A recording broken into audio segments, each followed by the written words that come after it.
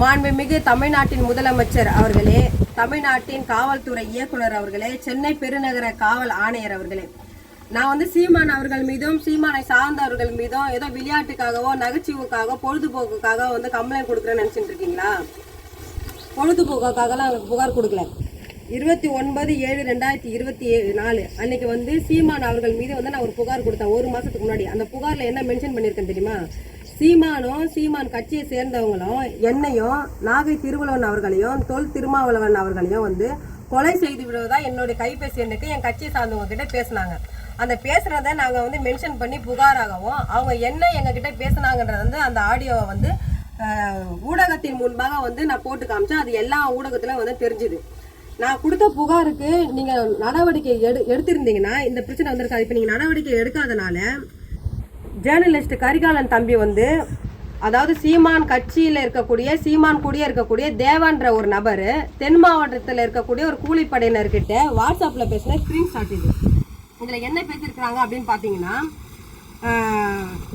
தமிழ் புலிகள் கட்சி நாகை திருவள்ளுவன் அண்ணன் அவர்களை கொலை செய்வதற்கு திட்டம் தீட்டியிருக்கிறாங்க.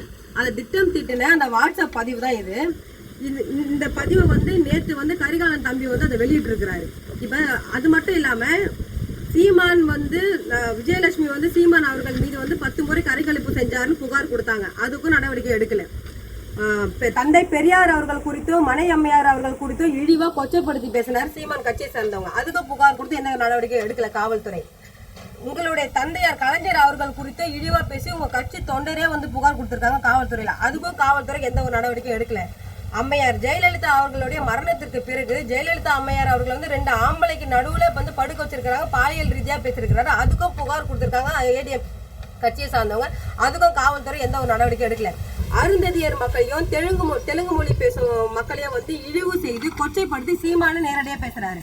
அதுக்கும் புகார் கொடுத்திருக்கிறாங்க. எந்த ஒரு நடவடிக்கை எடுக்கல. இப்ப அதெல்லாம் போதாதுன்னு ஒரு அரசு பதவியில இருக்கக்கூடிய ஒரு IPS officer Trichy Varun Kumar SP அவர்கள், அதுவும் அவர் சீனியர் எஸ்பி அவரையும் அவங்களுடைய மனைவி அவங்களும் எஸ்பியா இருக்கிறாங்க, புதுக்கோட்டை எஸ்பியா இருக்கிறாங்க. அவங்களையும் இழிவா கொச்சைப்படுத்தி அவங்க குடும்பத்தாரையும் குழந்தைகளையும் இழிவு செஞ்சு பேசியிருக்கிறாங்க. இந்த விஷயம் சார்பா அவங்க ட்விட்டர் கணக்குல இருந்த இவ்வளோ இழிவா ஒரு பெண்ணை, அதுவும் ஒரு காவல்துறை பெண் அதிகாரியை இவ்வளவு இழிவு செஞ்சு பேசியிருக்காங்கன்னு அவங்க அந்த மன உளைச்சல் ட்விட்டர் கணக்குல இருந்தே வெளியே போயிருக்கிறாங்க. அதுக்கும் புகார் கொடுத்திருக்காரு. அதுக்கும் காவல்துறை எந்த ஒரு கடுமையான நடவடிக்கை எதுவும் மேற்கொள்ளல. அப்படி இருக்கிறப்ப இப்ப சீமான்ற அந்த பிசிற கண்டு தமிழ்நாடு அரசு அஞ்சுதான்றது நான் கேட்கல, தமிழ்நாடு மக்கள் கேட்கிறாங்க. தொடர்ந்து சீமான் கட்சியை சேர்ந்தவங்க தொடர்ச்சியா தமிழ்நாட்டுல வன்முறையை கலவர தூண்டுற அளவுக்கு சமூக வலைதளத்திலயும் கைபேசி எனக்கு எல்லாருக்கும் தொடர்பு கொண்டு நேரடியா அச்சுறுத்தலை ஏற்படுத்துறாங்க. இது சம்பந்தமா காவல் நிலையங்கள்ல சென்னை பெருநகர காவல் ஆணையர்கிட்ட தொடர்ந்து நானும் சில அமைப்புகளை புகார் கொடுத்துட்டு இருக்காங்க. காவல்துறை இந்த நிமிஷம் வரைக்கும் புகாரை நடவடிக்கை எடுக்க மாட்டீங்க. சவுக்கு சங்கர் காவலர்களை இழிவா பேசுறாங்கன்றதுக்காக அவர் மீது நேர்மையா நடவடிக்கை எடுத்த காவல்துறை, பெலிக்ஸ் மீது நேர்மையாக நடவடிக்கை எடுத்த காவல்துறை, சீமான் மீது ஏன் நேர்மையான நடவடிக்கை மேற்கொள்ளாம இருக்கிறீங்கன்றது நான் கேட்கல, தமிழ்நாடு மக்கள் கேட்கிறாங்க.